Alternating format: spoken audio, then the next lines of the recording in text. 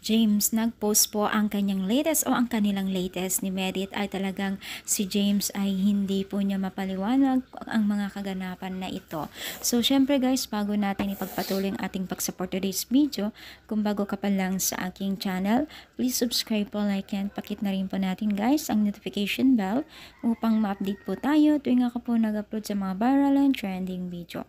So, alam niyo ba guys na itong si James ay nag-post po sa kanyang Facebook page na kung saan ay talagang labis na nagpapasalamat po dahil kasama nila ang mga netizens o supporters na nagdiwang po ng 50th anniversary, 50 monthsary po nila ni Merit bilang isang love team, at syempre naging successful yung kanilang pagdiwang. Kita nyo naman dito na talagang dinate po nila ang bawat isa, at talagang sobrang sweet ni James kay Merit, na kung saan ay talagang kita po natin yung kanyang pagiging care po kay Merit na talagang inaabangan at sinusubaybayan po ng nakakarami. At syempre guys, at nagpapasalamat din itong si James sa mga silent viewers na kung saan ay sumusuporta sa kanila ni Jamdit or ni Merit.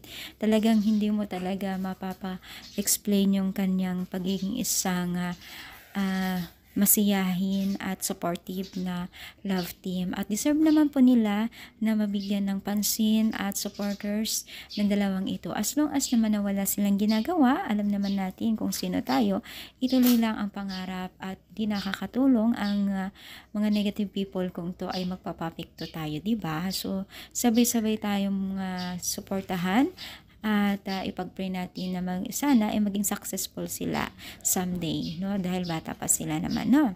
So ano masasabi ninyo? Comment down, palike po ang ating videos. Thank you and God bless.